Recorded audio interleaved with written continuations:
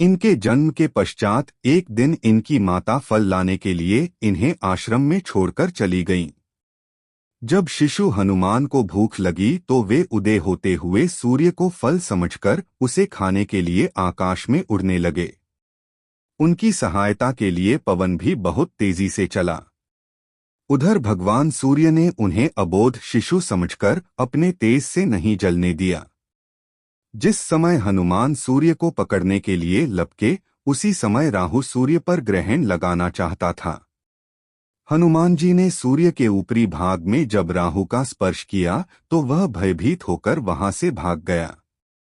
उसने इंद्र के पास जाकर शिकायत की, देवराज, आपने मुझे अपनी क्षुधा शांत करने के साधन के रूप में सूर्य और चंद्र दिए थे। आज अमावस्या के दिन जब मैं सूर्य को ग्रस्त करने गया तब देखा कि दूसरा राहु सूर्य को पकड़ने जा रहा है। राहु की यह बात सुनकर इंद्र घबरा गए और उसे साथ लेकर सूर्य की ओर चल पड़े। राहु को देखकर हनुमान जी सूर्य को छोड़ राहु पर झपटे। राहु ने इंद्र को रक्षा के लिए पुकारा तो उन्होंने हनुमान जी पर वज्रायुध से प्रहार किया, जिससे वे एक पर्वत पर गिरे और उनकी बाईं ठुड्डी टूट गई। हनुमान की यह दशा देखकर वायुदेव को क्रोध आया। उन्होंने उसी क्षण अपनी गति रोक दिया। इससे संसार की कोई भी प्राणी सांस न ले सकी और सब पीड़ा से तड़पने लगे। तब सारे सुर, असुर, यक्ष, किन्नर आदि ब्रह्मा जी की शरण में गए। ब्रह्मा उन सबको लेकर वायुदेव के पास गए। वे मूर्छित हनुमान को गोद में लिए उदास बैठे थे।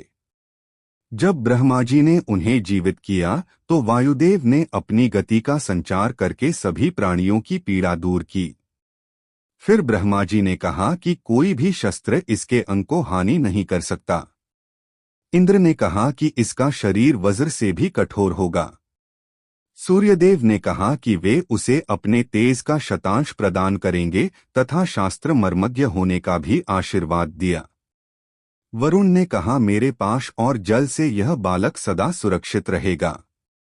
यमदेव ने अवध्य और निरोग रहने का आशीर्वाद दिया। यक्षराज, कुबेर, विश्वकर्मा आदि देवों ने भी अमोघ वरदान दिए। यद्यपि वज्र के प्रभाव ने हनुमान की ठुड्डी पे कभी ना मिटने वाला चिन्ह छोड़ दिया। तदुपरांत जब हनुमान को सूर्य के महाज्ञानी होने का पता चला तो उन्होंने अपने शरीर को बड़ा करके सूर्य की कक्षा में रख दिया और सूर्य से विनती की कि वो उन्हें अपना शिष्य स्वीकार करें। मगर सूर्य ने उनका अनुरोध ये कहकर अस्वीकार कर दिया कि चूंकि वो अपने कर्म स्वरूप सदैव अपने रथ पे भ्रमण करते रहते हैं, अतः हनुमान प्रभावपूर्ण तरीके से शिक्षा ग्रहण नहीं कर पाएंगे। सूर्य देव की बातों से विचलित हुए बिना हनुमान ने अपने शरीर को और बड़ा करके अपने एक पैर को पूर्वी छोर पे और दूसरे पैर को पश्चिमी छोर पे रखकर पुनः सूर्य देव से विनती की और अंततः हनुमान के सतात्य दृढ़ता से प्रसन्न होकर सूर्य ने उन्हें अपना शिष्य स्वीकार कर लिया। तदोपरांत हनुमान ने सूर्य देव के साथ निरंतर भ्रमण करके अपनी शिक्षा ग्रहण की।